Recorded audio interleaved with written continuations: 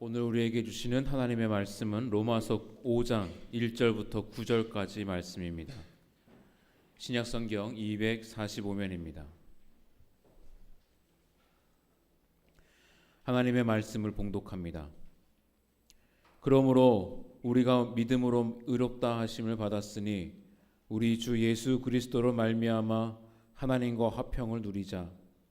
또한 그로 말미암아 우리가 믿음으로 서 있는 이 은혜에 들어감을 얻었으며 하나님의 영광을 바라고 즐거워하느니라. 다만 이뿐 아니라 우리가 환난 중에도 즐거워하나니 이는 환난은 인내를, 인내는 연단을, 연단은 소망을 이루는 줄 알미로다. 소망이 우리를 부끄럽게 하지 아니함은 우리에게 주신 성령으로 말미암아 하나님의 사랑이 우리 마음에 부은 바 됨이니 우리가 아직 연약할 때에 기약대로 그리스도께서 경건하지 않은 자를 위하여 죽으셨도다. 의인을 위하여 죽는 자가 쉽지 않고 선인을 위하여 용감히 죽는 자가 혹 있거니와 우리가 아직 죄인 되었을 때에 그리스도께서 우리를 위하여 죽으심으로 하나님께서 우리에게 대한 자기의 사랑을 확증하셨느니라. 그러면 이제 우리가 그의 피로 말미암아 의롭다 하심을 받았으니 더욱 그로 말미암아 진노하심에서 구원을 받을 것이니. 아멘. 아멘. 하나님 감사합니다. 기도하겠습니다. 좋으신 하나님, 귀한 주일을 맞아 아버지께 예배하며 이 시간 말씀 듣게 하시니 감사합니다. 우리 마음 겸손히 하나님 말씀을 받아 그 말씀대로 살아볼 결단하는 귀한 시간 되도록 은혜 내려 주시옵소서. 찬양과 연주 받으시니 감사합니다. 저들 수고를 늘 기억해 주시고 언제나 칭찬받아 착하고 충성된 종아, 칭찬과 상급 있는 사람 되게 인도하여 주시옵소서. 오늘 주의 성령이 우리와 함께 하실 줄로 믿습니다. 주께 영광 위여 은혜 충만한 시간 되게 은혜 내려 주시옵소서. 감사하오며 예수님 이름으로 기도하옵나이다. 아멘. 할렐루야. 주의 크신 복이 여러분 가정에 넘치길 바랍니다. 오늘 본문 로마서는 믿음에 관한 교리들을 나열한 내용입니다.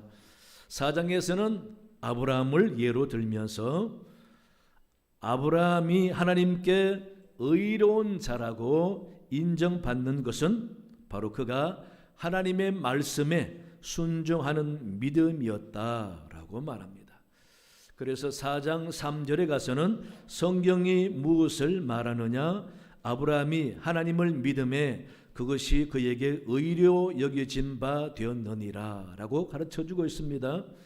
그러면서 16절에 가서는 율법에 속한 자에게뿐 아니라 아브라함의 믿음에 속한 자에게도 그러하니 아브라함은 우리 모든 사람의 조상이라 라고 합니다.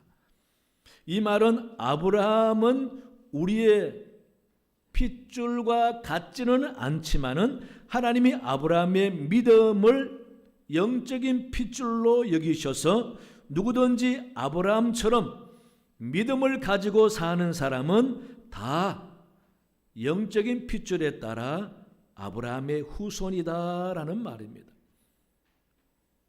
그래서 우리의 믿음의 조상은 아브라함입니다. 로마서는 그렇게 가르쳐주고 있습니다.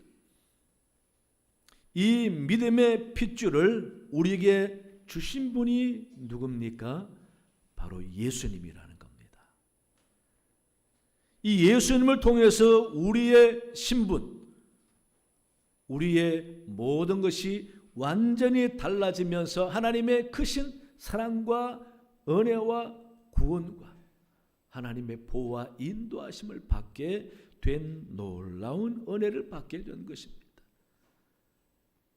그래서 우리는 예수님 때문에 누리는 은혜, 그래서 예수님 때문에 살아가는 은혜가 얼마나 큰지 모릅니다. 우리는 육신적으로 보고 육신적으로 따질 사람이 아니라 우리 영적으로 보고 믿음을 가지고 따져야 할 사람들입니다. 그래서 우리는 영적으로 믿음 따라 아브라함의 후손들이다라는 겁니다. 그러므로 하나님이 아브라함을 택하여 작정하여 복을 주려고 결심한 모든 하나님의 의도 있는 축복이, 의도 있는 은혜가 다 우리에게까지 이루어진다라는 겁니다. 이런 축복과 은혜를 우리가 받고 있습니다. 그래서 우리는 예수님 때문에 새로운 존재가 됐습니다. 거듭난 존재가 됐습니다. 육신의 핏줄 따라 사는 것이 아니라 영적인 핏줄은 믿음에 따라 사는 존재가 되었다라는 것입니다. 오늘 읽은 본문 2절에서 또한 그로 말미암아 우리가 믿음으로 서 있는 이 은혜에 들어감을 얻었으며 라고 말하잖아요. 믿음으로서 은혜에 들어간 우리가 그 믿음 위에서 많은 하나님의 은혜를 누리면서 든든히 서 있다라는 겁니다. 그러므로 우리는 지금 예수님 때문에 살아가는 존재고 예수님 때문에 하나님의 무한한 은혜를 받고 사는 사람이 되었다라는 것입니다. 얼마나 복된 존재인지 모릅니다. 여러분 아시겠지만 한 번 더 믿으시기 바랍니다. 그렇다면 예수님 때문에 사는 은혜라고 할 때에 많은 것들로 생각할 수 있지만은 오늘 몇 가지만 이야기하면은 첫째요, 위로를 얻을 수 있는 은혜가 주어졌습니다. 1절에서 그러므로 우리가 믿음으로 의롭다 하심을 받았으니 우리 주 예수 그리스도로 말미암아 하나님과 화평을 누리자라고 합니다.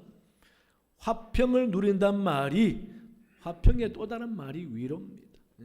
하나님과 갈등 관계, 단절된 불안한 관계, 진노의 관계가 아니라 잠잠히 바라보면서 귀히 여기며 사랑하는 그런 관계가 됐으니 이 화평의 관계가 바로 위로가 아니겠습니까? 이 화평의 관계를 강조하는 이유가 바로 하나님과 우리가 단절된 요소가 죄이기 때문에 그렇습니다. 죄 때문에 하나님과 우리는 완전히 관계가 단절됐습니다. 관계가 단절된 상태에서 느끼는 많은 불안, 실패감, 허무함, 고통, 이런 아픔들, 하나님과 관계가 회복됨으로써 화해와 화평이 이루어짐으로 그 모든 것들로부터 위로받을 수 있다라는 것이죠. 그런데 이 하나님과 단절되게 만든 죄 누가 해결해 주셨습니까? 바로 예수님이 십자가에서 해결해 주셨다라는 거예요. 그래서 예수님 때문에 우리가 이런 화평과 위로를 누리게 되는 것입니다. 그런데 이 죄는 무엇 때문에 생깁니까? 바로 욕심이라고 하지 않습니까? 욕심이 잉태하여 죄를 낳는다고. 여러분, 그래서 우리는 이 죄 때문에 우리는 위로받지 못하고 저주받을 사람으로 살았던 것입니다. 인간은 이 욕심 때문에 수많은 비극과 죄와 사고와 싸움을 만드는 그런 화려한 역사를 창출하지 않았습니까? 이런 피해 역사의 근원이 바로 욕심이라는 겁니다. 그래서 지금도 인간의 문제는 욕심의 문제다라고 할 만큼 사람에게 욕심이 참 그렇죠. 그래서 내 욕심 때문에 다른 사람이 피해보고 나도 똑같이 고통을 당하고, 다른 사람의 욕심 때문에 나도 피해보고 힘들고, 그래서 인생은 욕심이 만들어내는 역사다. 그래서 예수님께서 우리의 모든 것을 해결해 주시려고 이 땅에 오셨습니다. 단번에 십자가에서 우리 모든 해결할 수 없는 문제를 다 해결해 주심으로써 우리는 이제 하나님을 바라보면은 위로받을 수 있는 하나님과 화평의 관계가 되었다라는 것입니다. 이 사실 여러분 믿으시기 바랍니다. 얼마나 내 삶 가운데 하나님 볼 때에 좋은 관계로 위로받을 수 있는 사이가 되었는가 스스로 점검하고 그러지 못하고 있다면 회복해야 됩니다. 하나님은 분명히 우리를 얼마나 사랑하는지 우리는 알아야 하는데 얼마나 깨닫고 있는지 우리가 잘 모르지 않습니까? 그래서 자꾸 영적으로 기도하면서 하나님께 영적인 눈이 밝아지게 해주셔서 하나님의 사랑과 하나님의 인도하심과 하나님의 은혜를 자꾸 알게 해달라고. 그렇게 알아가면서 내가 힘들 때 어려울 때 하나님 생각하면은 저절로 위로가 되는 그런 신앙생활을 할 수가 있어야 하는 것입니다. 우리 하나님 생각하고 우리 주님 생각하고 주님 지신 십자가를 생각할 때마다 여러분 위로가 됩니까? 고통 가운데 있을 때에 주님의 십자가 바라보면은 위로가 됩니까? 여러분 스페인 수도 마드리드 북서쪽에 산 로렌소 델 에스코리안이라는 지역이에요. 그거는 험난한 산악 지역인데 그 화강암 바위 위에 아주 거창한 조형물을 세워놨습니다. 프란시스코 프랑코라는 이 정치가가 그곳에다가 성당과 수도원과 그 지하에 무덤을 만들고 그 옆에 화강암 산 위에다가 굉장히 큰 십자가를 세워놨습니다. 그걸 세운 이유가 뭐냐면은 스페인이 장기간의 내전에 의해서 약 4만 명이 넘는 사람들이 죽었습니다. 그래서 이제 정치적인 좌우 진영 간에 화합하면서 이 죽은 4만 명을 위로할 수 있는 뭔가 조형물을 세우자. 가족을 잃고 실망 가운데 있는 사람들도 이 조형물을 보면서 위로가 되고 4만 명 넘는 죽은 영혼들도 위로가 되는 조형물을 세워야 되겠는데 무엇이 좋겠느냐 하고 서로 의논하는 끝에 최종 결정한 것이 바로 십자가다라고 결론났습니다. 십자가를 세우자. 그래서 1940년 공사 승인을 하고 42년에 공사 시작해서 17년 만에 59년에 그 공사를 완공했습니다. 그 십자가 높이가 152.4m가 된다 그랬습니다. 150m 넘는 십자가 그 조형을 산 꼭대기에다가 세워놓았습니다. 그 옆에다가 성당과 수도원을 만들고 그 지하에는 4만 명이 넘는 시체를 안치하는 무덤을 만든 것입니다. 그래서 152m 넘다 보니까 30km 밖에서도 보이는 십자가로 합니다. 그 십자가 보는 사람마다 가족을 내전으로 잃은 사람들이 위로가 되는 것입니다. 여러분, 우리 주님의 십자가 보면서 우리가 얼마나 위로받습니까? 우리 주님과 하나님을 생각하면서 얼마나 위로받습니까? 내가 괴롭고 마음의 평화가 없을 때에, 고민과 불안으로 마음이 어려울 때에, 여러 가지 문제와 사건과 사람 때문에 힘들 때에 사람에게서 위로받는 것이 아니라 우리 하나님과 십자가를 보면서 위로받는가 그 말입니다. 하나님은, 주님은 우리의 위로자십니다. 인생 자체가 괴롭고 험난하고 힘들잖아요. 그래서 예수님이 이 땅에 오실 때에 평화의 왕으로 오십니다. 많은 사람들에게 위로자로 오신 것이죠. 미가 선지자도 예언하면서 외쳤습니다. 미가서 5장 2절에 베들레헴 에브라다야 너는 유다 조속 중에 작을지라도 이스라엘을 다스릴 자가 내게서 내게로 나올 것이라 그의 근본은 상고의 영원에 있느니라 라고 예언을 합니다. 이 베들레헴 에브라다는 사무엘상 17장 12절에 보면은 다윗은 유다 베들레헴 에브라 사람 이세라 하는 사람의 아들이다라고 말하고 계속 이어서 이세에게 8 아들이 있는데 이 다윗은 말째다라고 소개를 하고 있습니다. 여러분, 베들레헴 에브라다는 굉장히 초라한 동네입니다. 그런데 그곳에 왕이 나고 예수님이 태어나고, 그러므로서 초라한 동네라고 서름받는 데서 위로받게 되었다라는 거죠. 예수님이 태어나심으로 위로가 됐다는 겁니다. 예수님이 우리 집에 태어나지 않았지만 예수님이 그곳에서 태어났다는 자체만으로도 위로가 된다. 그러므로 우리는 이 예수님, 나 때문에 십자가를 달려서 돌아가시고 예수님 때문에 내가 얼마나 위로받는가. 그 예수님을 생각할 때에 위로가 되고 십자가 생각할 때 위로가 되는 게 신앙생활이고, 그런 위로가 있는 사람이 영적인 만지심을 경험하는 사람이라는 것입니다. 그래서 예수님은 우리의 모든 죄로 인한 문제를 다 단번에 해결해 주셨어요.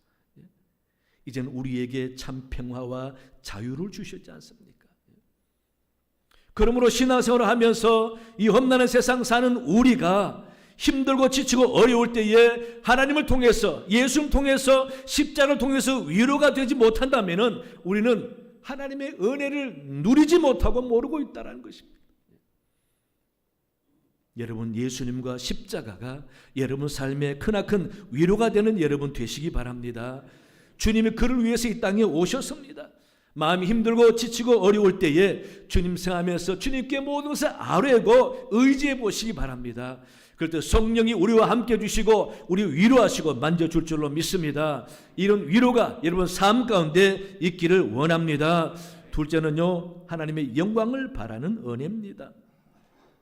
2절 말씀에 또한 그로 말미암아 우리가 믿음으로 서 있는 이 은혜에 들어감을 얻었으며 하나님의 영광을 바라고 즐거워하느니라 라고 말씀하십니다.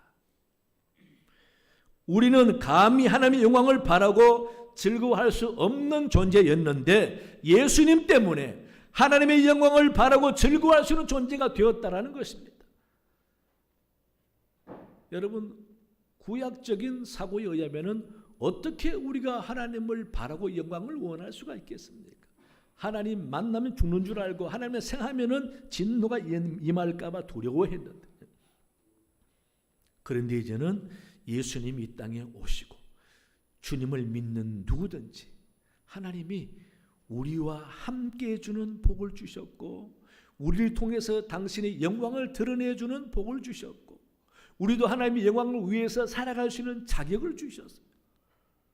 여러분, 이게 얼마나 큰 복인지 모릅니다. 얼마나 큰 은혜인지 모릅니다. 영적으로 눈을 뜨면 알게 됩니다. 나같이 죄 많고 부족한 인간, 어떻게 천진 만물을 창조하시고 주관하시는 하나님의 영광의 자리에 같이 할 수 있고 영광이 임할 수 있고 하나님의 영광을 삶의 목적으로 살아갈 수가 있느냐, 그 말입니다. 그래서 우리는 내 평생에 하나님께 영광 돌리는 것이 삶의 목적이다 라고 당당하게 말할 수가 있습니다. 내가 하는 모든 일이 하나님께 영광을 나타내고, 내가 항상 하나님과 함께함으로 선을 행하고 믿음으로 행할 때마다 하나님의 영광이 나타난다라는 존재가 되었다는 겁니다. 여러분, 이탈리아 유명한 조각가 미켈란젤로가 참 믿음이 좋은 사람이었습니다. 그는 늘 하나님의 영광을 바라고 나타내면서 후대에도 전했던 사람입니다. 그가 피에타라는 조각을, 그 작품을 만들기 전에 일화가 하나 있습니다. 한 번은 미켈란젤로가 길을 가다가 버려진 아주 큼지막한 대리석을 발견하게 되었습니다. 그래서 주인을 찾아보니 그 주인에게 왜 이 돌을 버렸느냐라고 하니까 주인이 쓸데가 없어서 버렸다고. 그런데 미켈란젤로는 내 눈에는 이 대리석 안에 성모 마리아가 예수님을 안고 있는 형상이 보입니다 라고 말했답니다. 주인은 쓸모없는 돌로 보지만은 이 미켈란젤로는 그 돌에서 피에타가 보였다라는 겁니다. 왜 그렇게 보입니까? 항상 믿음과 하나님의 영광에 대한 생각이 있으니 그렇게 보이는 것입니다.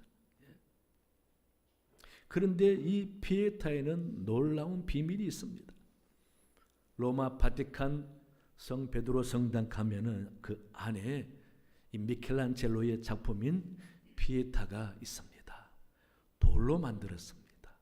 어쩌면 진짜 천처럼 그렇게 아주 섬세하게 잘 만드는지 모릅니다. 벌써 그림이 나오네요. 여러분 한번 보세요. 저게 돌입니다, 여러분.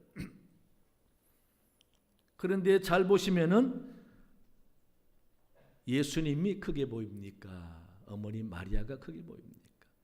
참고로 어머니 마리아는 50대로 보고 50대 초반으로 그렇게 조각했다고 합니다. 그런데 예수님보다 마리아가 더 커 보이잖아요. 예수님은 33세 성인입니다. 남자가 여자보다 더 크지 않습니까? 그래서 누가 지적을 했대요. 어떻게 관찰이 그렇게 없느냐? 예수님보다 마리아가 더 커 보이지 않느냐? 그리고 예수님 옆모습만 보이지 않느냐? 그렇게 미켈란젤로에게 지적을 하니까 미켈란젤로가 하는 말이 나는 사람 보라고 만든 것이 아니다. 하나님 보시라고 만든 거다. 사람은 서서 보면은 저렇게밖에 보이지 않지만은 하나님은 위에 계시는 분이다. 그래서 위에서 볼 때 하나님 보시기에 예수님은 영광스러운 존재가 아니냐. 하나님의 영광을 나타낸 그 예수님을 하나님이 다 보시라고 하나님 눈에 맞춰서 조각했다라는 겁니다. 그럼 위에서 한번 보세요. 저게 위에서 본 모습입니다. 보면은 마리아는 얼굴도 안 보입니다. 머리하고 어깨와 한쪽 팔밖에 안 보입니다. 근데 예수님은 다 보이잖아요. 거기 가서요, 그 공간에서 보면은 저런 모습은 절대 볼 수가 없습니다. 요즘은 드론으로 위에서 보니까 보이지. 드론이 없는 시대에는 절대 저 모습 볼 수가 없어요. 근데 하나님은 저 모습 보신다라는 겁니다. 그런데 진짜 저 모습 가만히 보시면은 마리아 뒤에 있는 옷 매무시나 팔에 복잡한 모습들이나 어느 하나 대충 한 것이 없습니다. 얼마나 섬세하게 정면에 볼 때보다 위에 더 아주 섬세하게 다 해놨습니다. 미켈란젤로는 저걸 작품을 만들 때에 사람 보라고 한 게 아니라 하나님 중심으로 만들었다라는 거예요. 그렇게 이 미켈란젤로는 언제나 하나님께 영광 돌리는 것을 삶의 은혜로 복으로 여겼다라는 것입니다. 우리 사랑교회 여러분, 우리도 그런 은혜를 입었어요. 나같이 무식하고 부족하고 초라하고 아무것도 없는 내가 무슨 하나님의 영광 아니에요. 하나님은 여러분 통해서 영광 거두시려고 독생자 예수님을 십자가에 못 박으신 것입니다.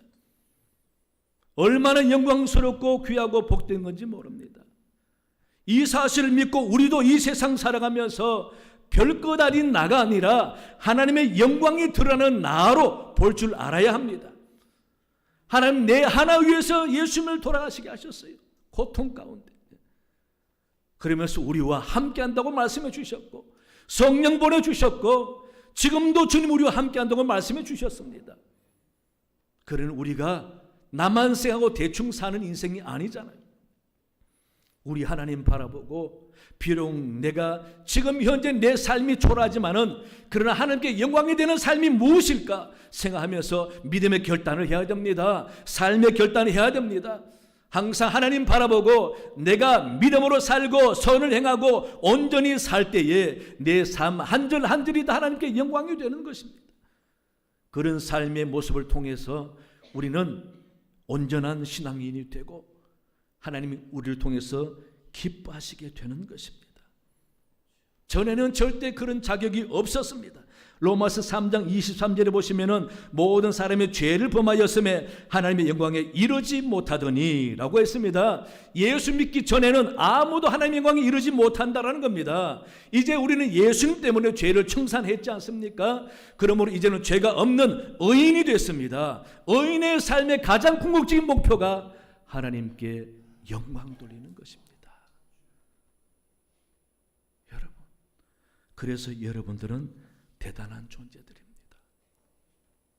시시한 존재가 아닙니다. 하나님께 영광 돌리는 존재가 되었습니다. 24절에 가서는 그리스도 예수 안에 있는 속량으로 말미암아 하나님의 은혜로 값없이 의롭다 하심을 얻은 자 되었느니라. 가르쳐주고 있습니다. 하나님의 은혜로 의롭다 하심을 받은 자니 언제나 하나님의 영광에 이르는 영적인 사람이 되었다라는 것입니다. 그래서 우리는 어떠한 상황에 있어도 우리는 하나님이 나와 함께 하신다 믿으셔야 됩니다.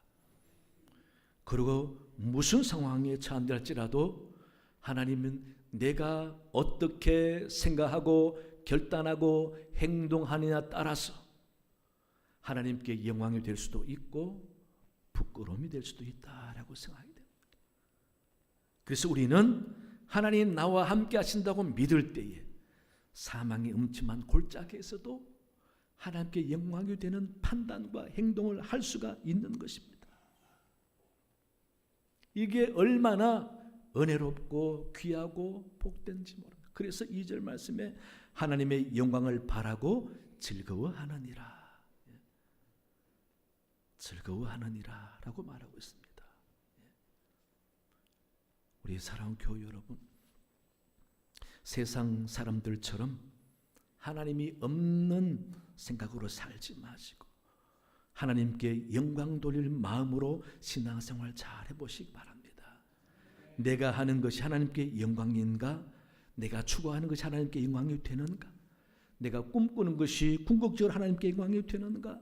생각을 하면서 삶의 길을 정하고 방향을 정하면서 살아가게 되면은 성령도 우리를 도우십니다. 그럴 때 성령이 우리를 돕고 필요하지 않습니까? 그러므로 우리는 항상 내 삶이 별거 아니다 생각하지 마세요.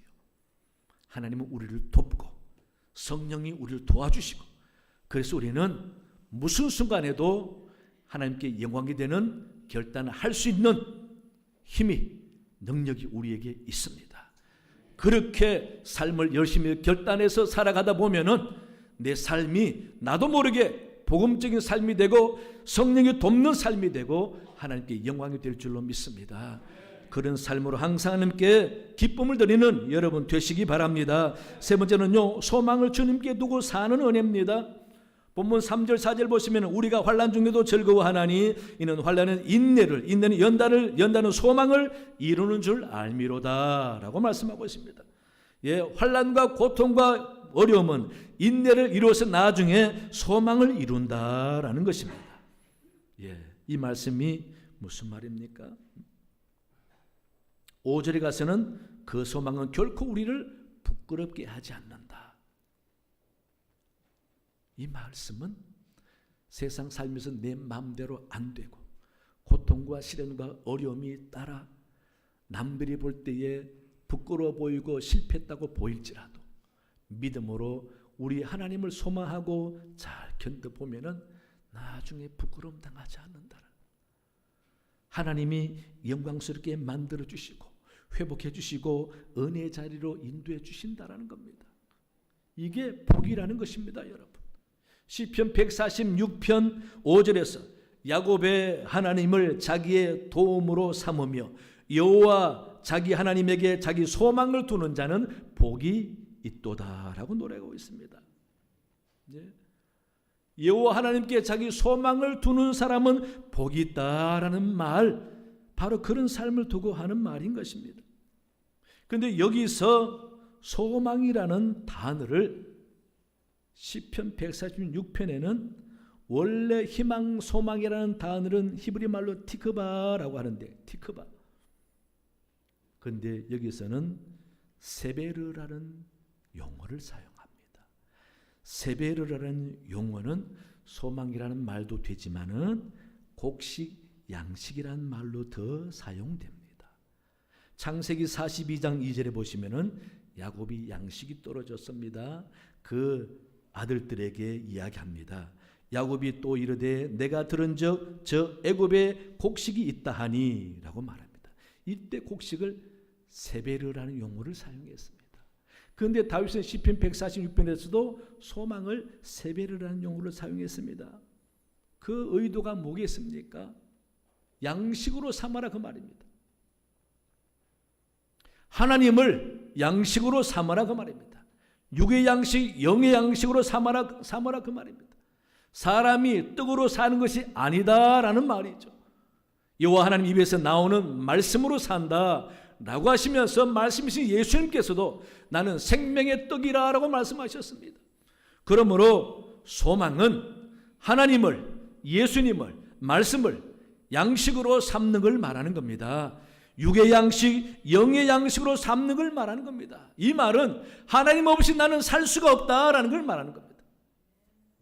그러므로 야곱도 세베르라는 용어를 쓴 것은 육신의 배고픔을 해결하는 것이 아니라 세베르는 양식은 내일을 바라보는 소망이라는 것입니다.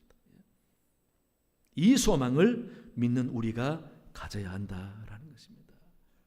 고라 자손들도 시편 42편 5절에서 내 영혼아 내가 어찌하여 낙심하며 어찌하여 내 속에서 불안해하는가 너는 하나님께 소망을 두라. 그가 나타나 도우심으로 말미암아 내가 여전히 찬송하리로다. 하나님께 소망을 두라고 말씀하십니다. 하나님께 소망을 두지 않고 살았던 솔로몬이 모든 것이 헛되다고 말하잖아요. 그래서 하나님께 소망을 두지 않는 사람은 세상에 소망을 두다 보니 시간이 갈수록 나이를 먹을수록 시련을 경험할수록 그런 고백을 합니다. 세상은 참으로 허무하구나. 그런 독백을 하게 되는 것이죠. 우리 사랑교회 여러분, 내가 아무리 바빠도 일에 소망 두지 말고 하나님께 소망 두시기 바랍니다.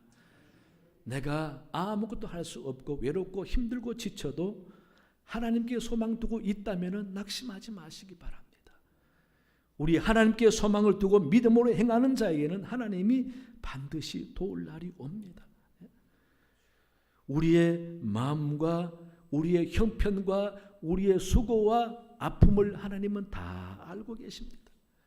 그분께 소망을 두고 그분께 모든 걸 내려놓고 의지하면은 하나님은 우리에게 위로 주시고 쉼을 주시고 평안을 주시고 자유를 주시는 것입니다.